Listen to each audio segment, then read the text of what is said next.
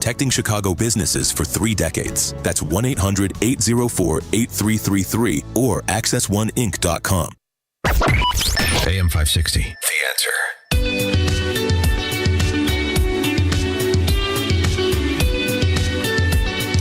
Top of the morning, Dan Proft here.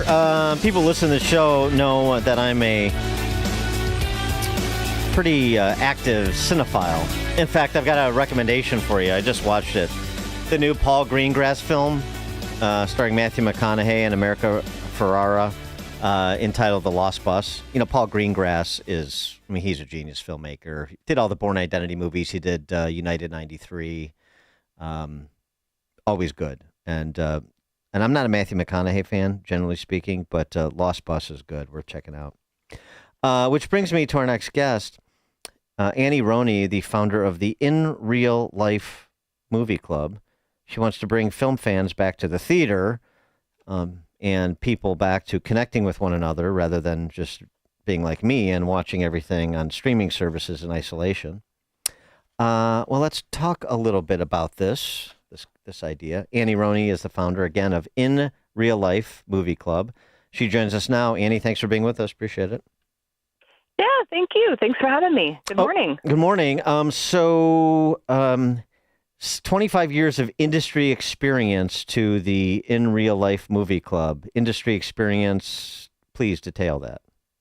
Yeah, well, let me start by telling you a little bit about the IRL Movie Club, which is a nonprofit set up about a year ago as a new way to distribute documentary films that you might not see on a streamer. The IRL Movie Club comes after myself being in the industry for 25 years of working with like some of the best documentary filmmakers in the world and getting their films out and distributed both in the United States and really all across the world. So the experience it comes from that world.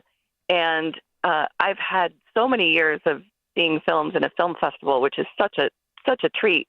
And there's usually a Q&A after, which can be wonderful. But what we wanted to do is create something for the audience. So instead of watching a film and having a Q&A where you're sort of talked at, our concept was to let the audience have time to talk to each other. Because oftentimes we don't have time to integrate a film that we've just seen. We sort of see it, or we see it and there's a Q&A and then we leave and we don't talk to each other. And that integration and building community, that's where that starts. So I like the best the documentarians. Are we talking about like some relatively known brand names like I don't know, Errol Morris or Davis Guggenheim or people like that, or who are we talking about? Yeah, those people, Alex Gibney, Marshall Curry. We've in our for-profit life, we've worked with over 18 documentary films that were nominated for an Oscar over consecutive years. So those are the kinds of films and filmmakers who are sort of our family. And so we're always looking at what's coming down the pipeline. Now with IRL, we're really looking for films that we feel like are in the public interest and audiences can really benefit from experiencing the film and then integrating it through conversation afterwards. So, is there a political point to this? And by that, I mean, just some of the coverage I've read about this club. Let me give you an example of a lead-in to a description of the club. Amid rising political and social polarization, organizations like In Real Life Movie Club are working on bringing people together by facilitating open communication. So is the point to tackle salient issues of the day and encourage people with different political positions to come and consume the content and talk about the content? Is that part of it? Well, in a way, I'll tell you a little bit about the history, and that will answer the question. We founded the club last summer as we were coming towards the next presidential election. And we were very involved in distributing a documentary called Join or Die, Why You Should Join a Club. And you can now see it on Netflix. It's a film about Robert Putnam and his book Bowling Alone. And the film very, in a playful way, demonstrates that when we stop gathering in community, in any kind of community, democracy starts to fail. So this whole idea of social capital is crucial for democracy. So as we saw, on the one hand, streamers pulling away from challenging documentary content, and we saw this election coming with so much division, that film really inspired us to start this club. In fact, it was our first offering last year on International Day of Democracy. So the idea is not to solve any particular problem with one film. The idea is becoming a member and being part of this is giving space for meeting strangers and having conversations. And as Robert Putnam showed us, you can be talking about the weather. The important part is that we are connecting with a stranger and having a civil conversation about something. We are giving the audience something to talk about. If they want to talk about what they just saw, they usually do. But the idea is just that they turn around and talk to their seatmates. And it's been really cool to see how people kind of come in, in their own little silos, and they're walking into the theater, as we all do, and we get in our seats and we're with maybe our best friend. But at the end of the film, when we make time for conversation, everyone is turning around, smiling, literally reaching over an aisle to say hello to someone, and now they have something they can talk about because they've just watched the same film. And so, how are the films selected? The films are selected. It's complicated. It's as I said, it's definitely looking for a film that meets the moment. Though we have to plan these things 3 to 4 months in advance, so sometimes that's a challenge, and understanding when the rights are available to put that film in theaters nationwide. And I do want to say this is a nationwide club, so the film will be showing this Sunday across the country in 70 different places.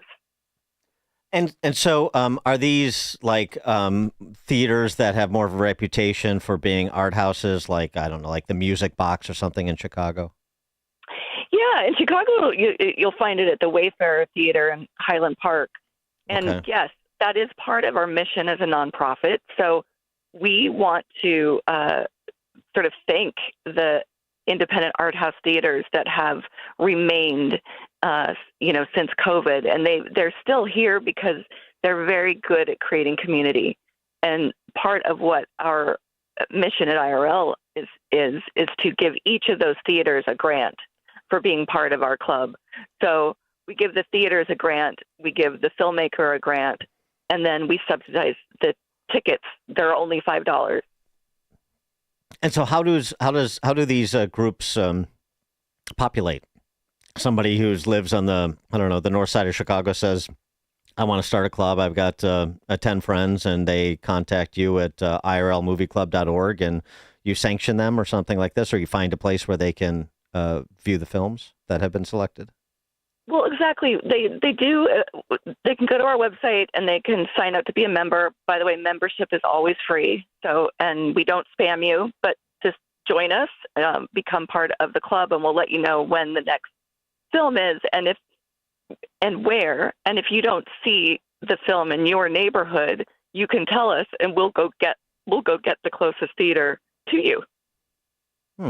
And I mean, and this is all like, I don't want to get into your pockets here, but I know it's a nonprofit, so it's funded through philanthropic dollars. Is this grant funding, or is this particularly interested high net worth individuals that are underwriting this, or what's the model to sustain these clubs and the ticket prices and all that? Yeah, the model is just that. It's some fundraising. So there have been high net worth individuals. There's also been a couple really wonderful foundations. The Hearthland Foundation is one that was started by Steven Spielberg and Kate Capshaw, which has a very similar mission to ours. It's supporting storytelling that can really improve our connectivity and our democracy. So it's a perfect fit.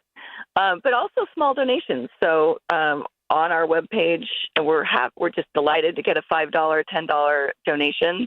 And, if you're called to do that can happen there. But we want to keep bringing these kinds of films to audiences because we know firsthand that streamers and broadcasters right now are not taking on these really important films. Annie Roney is the founder of In Real Life Movie Club at irlmovieclub.org, irlmovieclub.org, if you want to get in on the action and watch some of these documentaries that we've been describing, have conversations with strangers, like she said. Annie Roney, thanks so much for joining us. Good luck with the project. Thanks so much. Thanks for having me. And she joined us on the Turnkey.Pro answer line. This is the morning show more Chicago radio listeners are choosing. This is Chicago's Morning Answer on AM 560. The Answer. Honey, why does it take you so long to get ready? Because I've got one tiny sink. I'm trying to balance makeup on the back of the toilet, and the mirror's always fogged up. That sounds like a circus act. Exactly.